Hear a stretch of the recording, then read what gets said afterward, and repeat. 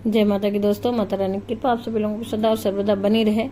Finally दोस्तों आज आ गया दिन बट सावित्री जो पूजा है उसका दिन आ गया। आज के दिन सभी सुहागिन स्त्रियां और फिर कुंवारी लड़कियां भी कहा जाता है कि अच्छे सुहाग के मनोकामना के लिए इस व्रत को करती हैं, और जो विधवा हैं वो भी अपने परिवार की संपन्नता के लिए इस पूजा को करती हैं। दोस्तों इस व्रत को करती हैं। ये सिर्फ सुहागिन स्त्रियों का व्रत नहीं है। आज उसका दिन आ ही गया और आज हम लोग फाइनली पूरा तैयार होके मंदिर पहुंचे। आपने देखा मेरे पैरों में महावर है, पूरा श्रृंगार मैंने किया और मेरे पति और मेरे बच्चे भी गए थे मेरे साथ मंदिर। फिर वहां पे जाके हम लोगों ने पूजा पूरे विधि विधान से की। उसके लिए सर्वप्रथम हम जो कपड़ा ले गए थे वट वृक्ष में पहनाने के लिए, उसे हमने, ये देखिए मंदिर पे छोटा सा ही वट वृक्ष अभी है, लगभग 1 साल पुराना है, बहुत ज़्यादा पुराना नहीं है। आप देख सकते हैं कि इसकी साइज से आपको अंदाज़ा लग जा रहा होगा दोस्तों।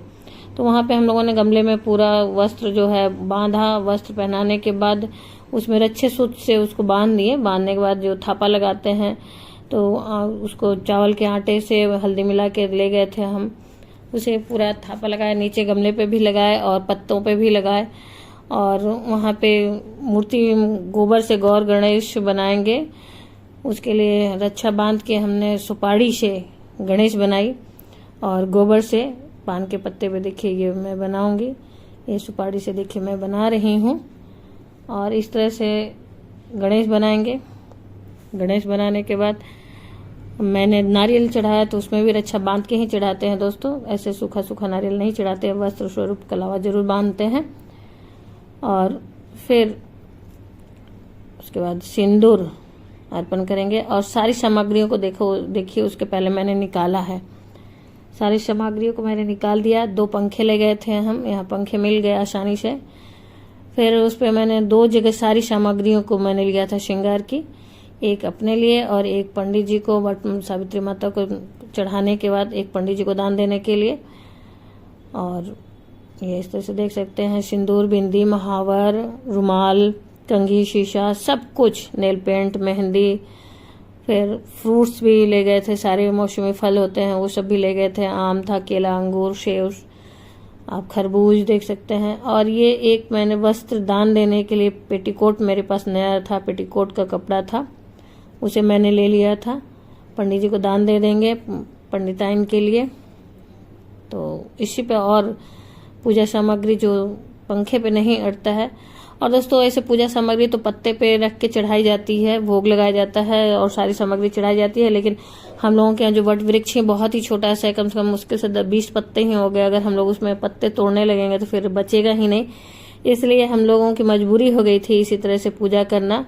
बहुत पुराना वृक्ष नहीं है, तो आप अगर आपके यहाँ संभव हो तो आप पत्ते को ही श्रृंगार के सामग्री में आज कहते हैं कि उसे अवश्य 16 श्रृंगार जब करते हैं तो बढ़ के पत्ते को अवश्य लगाएं। एक ही पत्ता लेके लगाएं, लेकिन लगाएं अवश्य अपने सिर पे। लोग जूड़े में लगा लेती हैं, लेकिन यहाँ तो संभव ही नहीं था, क्योंकि अगर सब लोग तोड़ने लगे जो भी पूजा करने आया तो फिर बढ़ के पेड़ में कुछ बचता ही नहीं। तो इसलिए हम लोगों ने इसी तरह से कर लिया, हमारी मजबूरी हो गई थी दोस्तों। आप ये देख सकते हैं कि पूड़ी, हलवा, गुलगुला, चना सब मैं ले गई थी। और ये एक साड़ी मैंने अपने लिए चढ़ाया और सारी चीज़ों को मैं छोटे छोटे लंच बॉक्स में करके ले गई थी और उसी के साथ मैंने वहाँ पे चढ़ा दिया। और ये खीर भी मैंने बना के ले गए, खीर को भी बनाया था मैंने। और ये पेड़े, फिर पान, पेड़े भी मैंने चढ़ाए।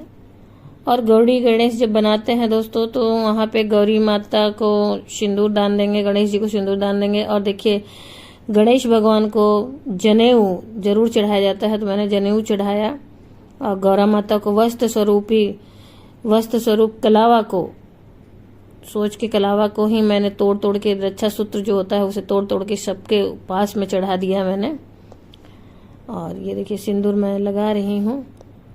वस्त्र दान देने के बाद सिंदूर लगाएंगे हम लोग। और कच्चा दूध भी मैं ले गई थी, कच्चा दूध को भी मैंने वट के जड़ में चढ़ाया। गंगा जल मिश्रित जल ले गए थे, उसे चढ़ाया मैंने, शुरू में ही उसे चढ़ा दिया, क्योंकि जाने के बाद तुरंत ही वट वृक्ष को सींचा जाता है। और फिर उसके बाद सारा जो है तैयारी करते हैं दोस्तों। सारी तैयारी करने के बाद श्रृंगार में हम सिंदूर वगैरह लगाएंगे। वट वृक्ष को भी मैंने लगाया, वहाँ पे गमले के पास में जो सावित्री स्वरूप का था वहाँ पे भी मैंने लगाई। और फिर गौरी गणेश को पहले लगाते हैं, फिर सब जगह लगाएंगे। और ये पैकेट से सिंदूर निकालने में दिक्कत हो रही थी लगाने के लिए। अब 108 फेरे के लिए मैं तैयारी करूंगी। भोग वगैरह लगाने के बाद दीपक जलाऊंगी। दीपक जलाने के बाद सारी तैयारी करने के बाद दोस्तों दीपक जलाएंगे, धूप दीप दिखाएंगे। धूप दीप दिखाने के बाद भोग लगाएंगे। तो इस तरह से मैंने किया, सब चीज़ निकाल लिए थे। मैं पहले ही निकाल के तैयारी कर ली थी। आप देखिए दीपक जलाने के पूर्व मैंने सारी तैयारियां की। तो इस तरह से आप भी कर सकते हैं दोस्तों, जरूर करें। आपसे जितना बन पड़े उतना करें। नहीं पूरा हो पा रहा है, थोड़े से सामान को ले जाने में परेशानी तो होती है, लेकिन आप सामर्थ्य के हिसाब से, अपने जगह के हिसाब से, और आपके जहाँ घर है, जहाँ पे जैसा लोकाचार है, जैसा वहाँ के लोग करते हैं, आपके घर में परिवार में जैसे लोग करते हैं उस हिसाब से भी आप कर सकते हैं। इसमें कोई जबरदस्ती नहीं है दोस्तों कि आप देख के दूसरों का उनकी नकल करें। आपके घर में नहीं होता है, आप पहली बार उठाना चाहते हैं, तो आप अपने मायके से सामान, मायके के पैसे से ही कहा जाता है कि होना चाहिए सामान। अगर मायके के लोग सामर्थ्य नहीं है, उनके यहाँ उतना सामर्थ्य नहीं है कि सारी सामग्री का खर्चा उठा सके, और मायके वाले अगर दूर भी हैं दोस्तों, तो आप आजकल ऑनलाइन चलता है, आप ऑनलाइन पेमेंट मंगवा सकते हैं, उनसे पैसे मंगवा सकते हैं। और सामर्थ्य नहीं है तो मायके से नहीं कुछ तो 50 रुपया 100 रुपया ही मंगवा लीजिए। अपने पूजा के सामान में उस पैसे को मिला के पूजा का सामान खरीद लें। इस तरह से भी कर सकते हैं। सारी चीजें श्रद्धा पे निर्भर करती है दोस्तों कि आपकी श्रद्धा कितनी है, किस चीज को करने की श्रद्धा कितनी है। किसी किसी के तो ऐसा भी होगा, कोई बहनें तो ऐसी भी होंगी जिनके कोई मायके में बचा ही नहीं होगा, तो वो क्या करें। तो अगर कोई मुंह बोला भाई है, कोई है तो संभव है, नहीं है तो फिर अपने ससुराल के लोगों के ही सामान से पूजा करेंगे। उनकी तो मजबूरी हो जा रही है दोस्तों। ये देखिए मैं घंटी वगैरह भी लेके गई थी। मैं अपने मंदिर जाने के लिए एक घंटी अलग से रखती हूँ, तो उसको ले जाती हूँ मंदिर जब भी जाती हूँ। और इस तरह से पूजा करेंगे दोस्तों।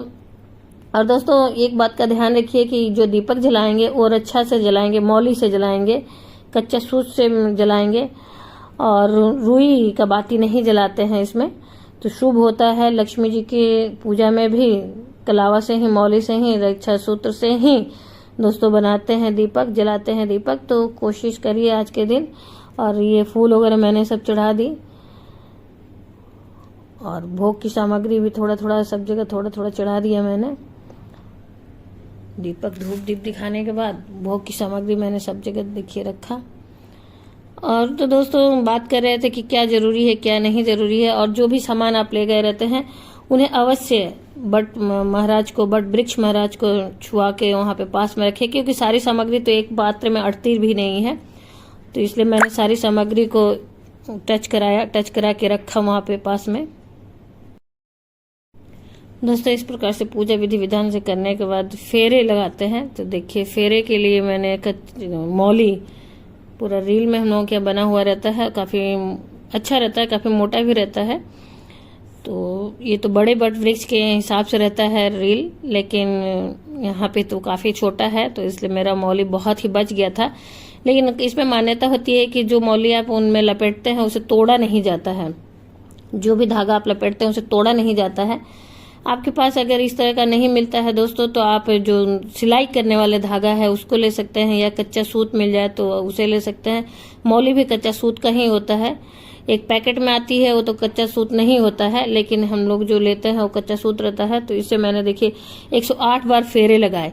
108 फेरे लगाने के लिए मैं चने के दाने को ही जो भिगोए थे उसी में से 108 दाने निकाल लिए थे, और वहीं पे देखिए एक पात्र में मैं रखी थी। और जितनी बार मैं फेरे लगाऊंगी उतनी बार सिंदूर दान भी करूंगी।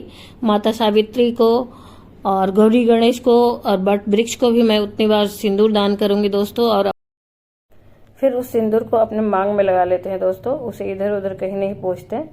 तो आप 108 फेरे लगाने के बाद उसे अपने मांग में लगाते जाएंगे।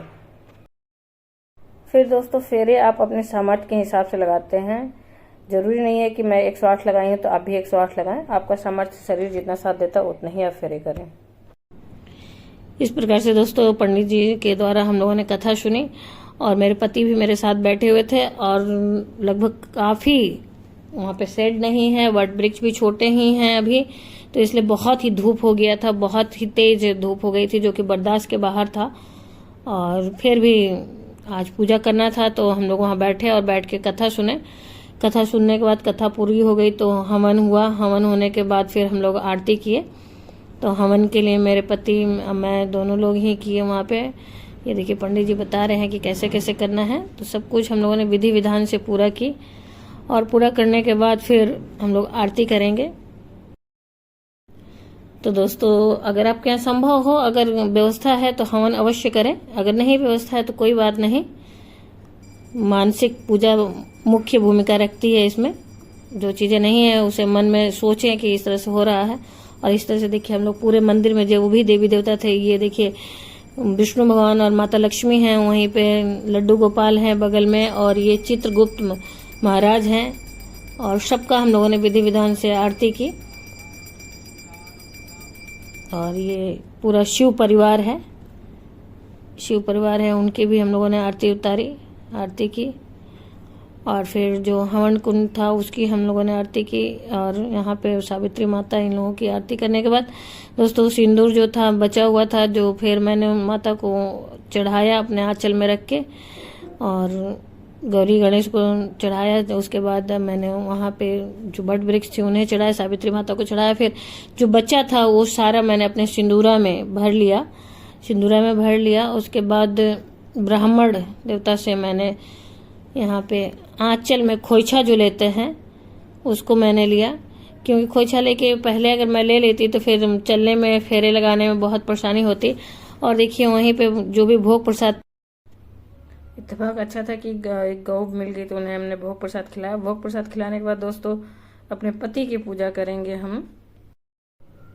दोस्तों इत्तेफाक अच्छा था कि वहीं पे गैया मिल गई तो मैंने भोग प्रसाद उसे पहले खिला दिया। और भोग प्रसाद खिलाने के बाद मैं अपने पति की पूजा की। जल के छींटे देने के बाद टीका लगाया। और ये काम तो घर पे आके करते हैं दोस्तों, पति की पूजा या फिर पति को पंखा झलना या भोग प्रसाद खिलाना। फिर लेकिन मेरे पति को देर हो रहा था, इसलिए वो वहीं पे मंदिर में ही बैठ के मैंने सब कुछ कर दिया। और इस तरह से पंखा झली। और मैं बट वृक्ष को भी पंखा झली थी दोस्तों, लेकिन थोड़ा सा जल्दी करने पे उसकी रिकॉर्डिंग नहीं कर पाई मैं। और पूजा देखिए करने के बाद, भोग खिलाने के बाद मैंने उनको पैर छू के आशीर्वाद लिया और उन्हें जल ग्रहण करने के लिए कह रही थी, जल पीने के लिए कह रही थी, तो कह रहे थे कि नहीं बाद में। और इसके बाद दोस्तों आशा करते हैं कि आपको आज की जानकारी अच्छी लगी होगी, उपयोगी लगी होगी। इस तरह से हमारा आज का पूजा संपन्न हुआ दोस्तों। और जानकारी कुछ भी अच्छी लगी हो तो लाइक तो अवश्य करें। लाइक ही एक ऐसा जरिया है जिससे हम लोगों को पता चलता है कि ये वीडियो आपको उपयोगी लगी। फिर मिलते हैं दोस्तों एक नई जानकारी के साथ, नई वीडियो में।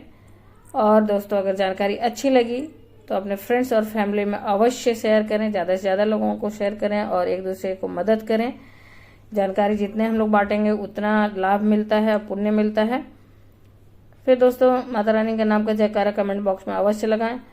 और कोई भी सुझाव हो, कोई भी जानकारी आपको चाहिए व्रत और त्यौहार से संबंधित, तो आप कमेंट बॉक्स में लिख सकते हैं। मैं पूरी कोशिश करूंगी आपके प्रश्नों का जवाब देने के लिए दोस्तों। फिर मिलते हैं एक नई जानकारी के साथ, नई वीडियो में। तब तक के लिए जय माता की। माता रानी की कृपा आप सभी लोगों को सदा और सर्वदा बनी रहे। दोस्तों आप अभी तक मेरे चैनल पर नए हैं तो मेरे चैनल को सब्सक्राइब अवश्य कर लें और बेल नोटिफिकेशन अवश्य दबाएं, ताकि आने वाली जानकारी आपको समय से मिल सके दोस्तों। आई होप आपको आज की जानकारी अच्छी लगी होगी। धन्यवाद दोस्तों।